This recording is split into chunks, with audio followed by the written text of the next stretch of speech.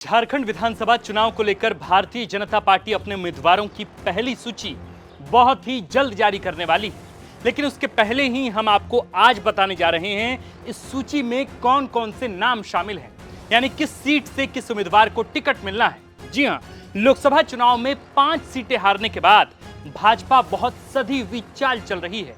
वे अपने प्रत्याशियों को पर्याप्त समय देना चाहती है, लेकिन चुनाव की घोषणा के पहले ही अपने प्रत्याशियों को चुनावी मैदान में तैनात कर देना यह एक बड़ी चालबाजी साबित हो। इसलिए भाजपा 35 सीटों पर अपने सिपाहियों का जल्द ऐलान करने वाली है। इनमें से कई बड़े नाम हैं, तो कुछ ऐसे नाम जिनको सुनकर आप भी चौंक जाएंगे। मैं आपको साफ कर दूं कि जिस सूची का जिक्र हम कर रहे हैं वो संभावित है और हमें सूत्रों के हवाले से जानकारी मिली है। इनमें से कुछ तो लगभग तय नाम बताए जा रहे हैं, लेकिन कुछ समीकरणों के आधार पर है।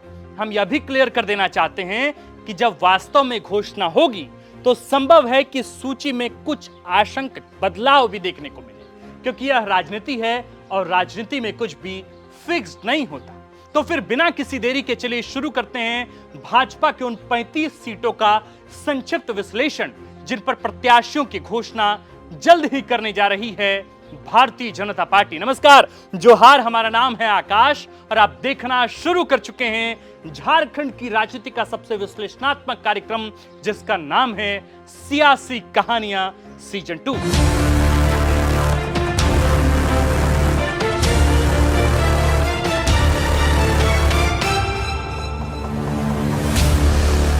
सबसे पहले सबसे महत्वपूर्ण नाम की चर्चा, वो नाम जो इस वक्त भाजपा के प्रदेश अध्यक्ष हैं और जिनके कंधों पर भाजपा की जीत की जवाबदेही सबसे अधिक है, वो नाम है बाबूलाल मरांडी का, जो इस बार चुनाव लड़ेंगे मनिका सीट से। जी हां, हमें मिली जानकारी के मुताबिक बाबूलाल मरांडी मनिका सीट से विधानसभा का चुनाव लड़ेंगे। यह आदिवासी आरक्षित सीट लातेहार जिले में आता है। लोकसभा सीट चतरा है।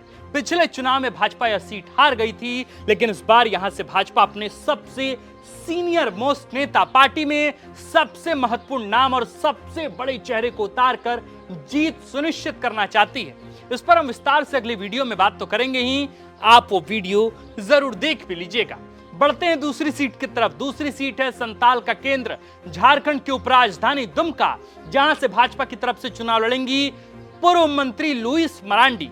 लुइस मरांडी के नाम पर किसी को आश्चर्य नहीं होना चाहिए। वे भाजपा की तरफ से पहले भी यहां से चुनाव लड़ती रही हैं। यहां तक कि 14 में उन्होंने इसी सीट से हेमंत सोरेन जैसे बड़े चेहरे को चुनाव में मात दी है। उनकी दावेदारी इस सीट पर पहले से थी। जानकारी है कि भाजपा ने उनके नाम पर मुहर लगा दी है।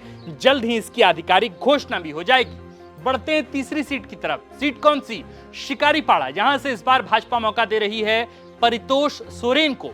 परितोष सोरेन भी भाजपा के पुराने नेता हैं। पिछले 3 बार से वे लगातार शिकारीपाड़ा सीट से चुनाव लड़ रहे हैं। हालांकि एक बार भी चुनाव यहां बीजेपी उनके कार्यकाल में जीतने में सफल नहीं हो पाई, लेकिन भाजपा ने नलिन सोरेन के खिलाफ फिर से उन्हें एक मौका देने का निर्णय लिया है। हमारी जानकारी के मुताबिक शिकारीपाड़ा से इस बार भी परितोष सोरेन ही चुनाव लड़ेंगे। हालांकि नलिन सोरेन की उपस्थिति अकड़ेगी, क्योंकि वे अब सांसदी का चुनाव लड़कर दिल्ली पहुंच चुके हैं। अगली सीट है जामताड़ा, जहां भाजपा की तरफ से मैदान में होंगे दुबराज मंडल या फिर सीता सोरेन। यानी कि सीट पर इन दोनों नामों में से किसी एक पर मुहर लग सकती है। सीता सोरेन पूर्व में झारखंड मुक्ति मोर्चा की टिकट पर जामा से चुनाव लड़ती रही हैं।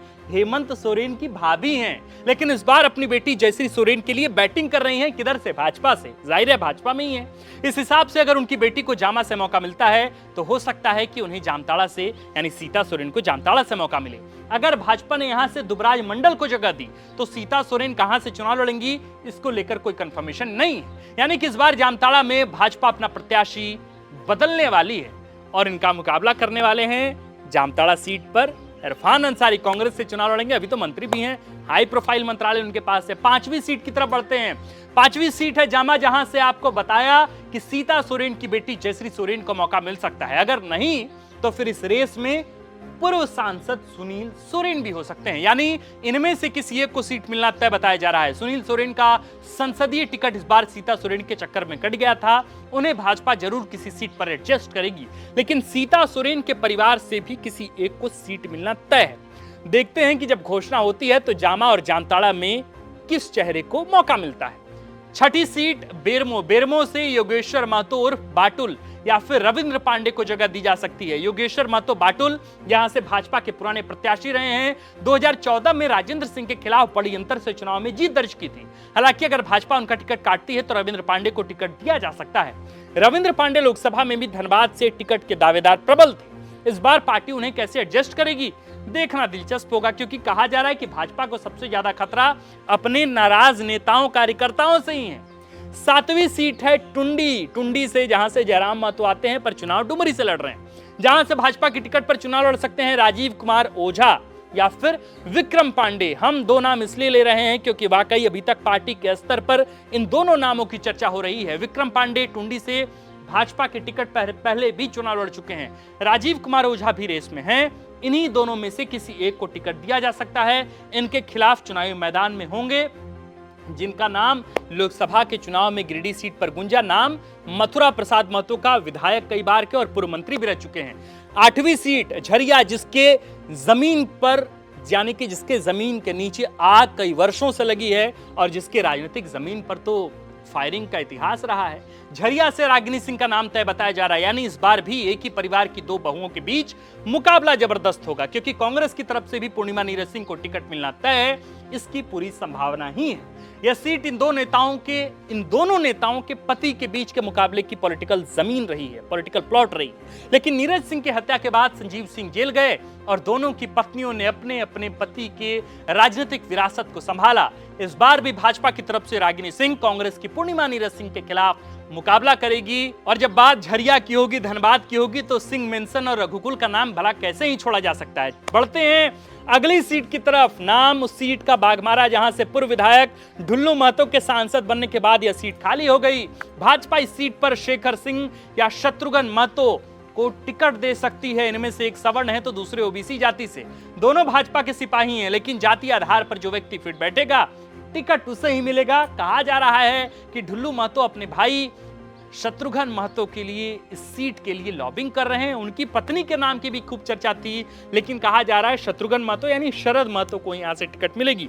कंफर्मेशन नहीं है, लेकिन देखना होगा कि किसे ये टिकट यानी किसे ये सीट मिलती है। बढ़ते हैं 10वीं सीट की तरफ। सीट है खूंटी से नीलकंठ सिंह मुंडा वर्तमान में विधायक हैं बीजेपी के और इनका नाम लगभग तय बताया जा रहा है। वे पहले भी यहां से चुनाव लड़ते और जीतते रहे। हालांकि लोकसभा में खूंटी में भाजपा की जबरदस्त हार के बाद यह कहा जा सकता है कि भाजपा उन्हें इस बार मौका नहीं देगी। ये वहां के स्थानीय लोग बता रहे हैं। लेकिन खूंटी एक आदिवासी सीट है जिसे जीतना भाजपा के लिए बहुत अहम है, क्योंकि यही सीट थी और तोरपा सीट थी जिसे बीजेपी ने पिछले विधानसभा चुनाव में जीत दर्ज की थी। इस बार भी भाजपा अपने कद्दावर नेता नीलकंठ सिंह मुंडा को टिकट दे रही है। देखिए दर्शकों, मैं आपको दो महत्वपूर्ण बात बता देता हूं। 2019 के विधानसभा चुनाव में जब रघुवर दास के खिलाफ जबरदस्त एंटी इनकम्बेंसी पूरे राज्य में थी, जब आदिवासी सीटें भाजपा हार गई तो सिर्फ 2 आदिवासी सीटों पर जीत मिली थी। एक सीट खूंटी थी और दूसरी सीट तोरपा। खूंटी में नीलकंठ सिंह मुंडा जीते। तो मुझे व्यक्तिगत तौर पर और तमाम समीकरणों के लिहाज से तो ऐसा नहीं लगता कि नीलकंठ सिंह मुंडा का टिकट काटा जाएगा। बड़े कद के नेता हैं। अब तो यह भी कहा जा रहा है कि बीजेपी आने वाले दिनों में, आने वाले वक्त में नीलकंठ सिंह मुंडा जैसे नेता को और भी पॉलिटिकल स्पेस देगी, उन लोगों को मुख्य चेहरा बनाएगी। उसमें अरुण उरांव का भी नाम शामिल है, नीलकंठ सिंह मुंडा भी हैं, बाकी और भी हैं।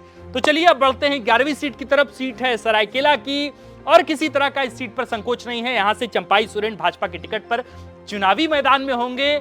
आपको जानकारी है कि वे पहले इस सीट से झारखंड मुक्ति मोर्चा के विधायक रहे, कई बार के विधायक, मंत्री रहे, मुख्यमंत्री भी रह चुके हैं। इस सीट से भाजपा की तरफ से चंपाई सोरेन का नाम फिक्स्ड है। यहां झारखंड मुक्ति मोर्चा को नया चेहरा तलाशने की जरूरत होगी। गणेश महाली को दूसरे सीटों पर शिफ्ट करने की तैयारी चल रही है, संभवतः खरसावां से। 12वीं सीट है जगन्नाथपुर सीट। यहां से गीता कोड़ा का नाम लगभग फिक्स्ड बताया जा रहा है। जितना चंपाई सोरेन का खास करके सरायकेला में फिक्स्ड है, उतना ही गीता कोड़ा का जगन्नाथपुर विधानसभा सीट पर फिक्स्ड है। ये यहां से चुनाव पहले भी लड़ चुकी हैं। इस बार भी वे भाजपा के टिकट पर यहीं से चुनाव लड़ेंगी और जीत की संभावना है। कोल्हान की जिन सीटों पर बीजेपी के जीत की चर्चा हो रही है उसमें एक सीट जगन्नाथपुर भी है, क्योंकि ये कोड़ा परिवार की परंपरागत सीट रही है। 13वीं सीट है सिसई से अरुण उरांव का नाम फाइनल हो चुका है। यह कहा जा रहा है यह पूर्व स्पीकर दिनेश उरांव की सीट थी। पिछली बार यहां से भाजपा हार गई थी। इस बार भाजपा अपना प्रत्याशी बदल रही है और अरुण उरांव को मौका बीजेपी देने की तैयारी में है। अरुण उरांव का जिक्र इसलिए मैं कर रहा हूं क्योंकि आप देखे होंगे कि भाजपा के चुनावी सह प्रभारी हेमंता बिश्व शर्मा जब भी झारखंड आ रहे हैं, अरुण उरांव से बिल्कुल उनकी मुलाकात होती है। कई बार कई हालिया घटनाक्रम तो ऐसा रहा जब रांची आने के साथ ही अरुण उरांव के घर खुद हेमंता बिश्व शर्मा पहुंच गए अपनी गाड़ी, अपने लाओ लश्कर के साथ। तो अरुण उरांव को इस बात तो मौका जरूर मिलेगा।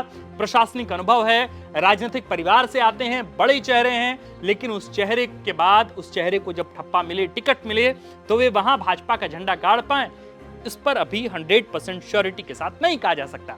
बढ़ते हैं 14वीं सीट घाटशिला से, जिस नाम की चर्चा हम करने जा रहे हैं। हेमंत कैबिनेट में तो ये मंत्री भी हैं, वो आपको चौंका सकता है। बीजेपी की तरफ से घाटशिला से बाबूलाल सोरेन चुनाव लड़ सकते हैं।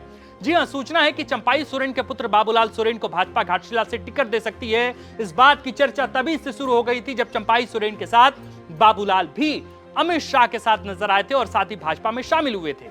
हमने आपको बताया था कि भाजपा चंपाई सोरेन की सिर्फ एक बात मान सकती है और वो है बाबूलाल सोरेन को टिकट देने की बात। ऐसा लगता है कि घाटशिला में उन्हें टिकट दिया जाना उसी समझौते, उसी शर्त के तहत हो रहा है।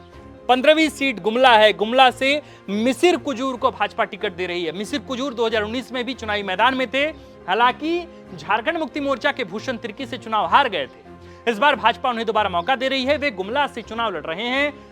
16वीं सीट राजमहल है। राजमहल से अनंत ओझा इस बार भाजपा के टिकट पर चुनाव लड़ेंगे, तय है। वे यहां से वर्तमान में भी विधायक हैं, 2 टर्म विधायक रह चुके हैं, तीसरी बार लड़ने जा रहे हैं। उन्हें टिकट मिलने को लेकर पहले से ही आश्वासन था, लेकिन निजी तौर पर राजमहल घूमने के बाद मुझे ऐसा लगता है कि बीजेपी के लिए राजमहल की सीट टफ सीट होगी। अब बढ़ते हैं 17वीं सीट की तरफ। संथाल की सीट है। सीट कौन सी? गोड्डा। गोड्डा में अमित मंडल का नाम तय है। इस बार भाजपा उन्हें दोबारा जीतने के लिए मैदान में उतारेगी। परिस्थितियां बहुत अच्छी अमित मंडल के पक्ष में नहीं है। 18वीं सीट भवनाथपुर है। भानु प्रताप शाही का नाम भी तय है, उन्हें भाजपा टिकट दे रही है। वे भवनाथपुर से चुनाव लड़ेंगे। बीजेपी के स्टार प्रचारकों में शुमार हैं। हाल के दिनों में मधुपुर आ रहे हैं, गोड्डा आ रहे हैं, बाकी अन्य जगह वे बीजेपी का प्रचार प्रसार भी कर रहे हैं। सीट निकलेगी नहीं निकलेगी कहा नहीं जा सकता। पूर्व मंत्री, स्वास्थ्य मंत्री रहे हैं भानु प्रताप शाही, देखना होगा क्या होता है।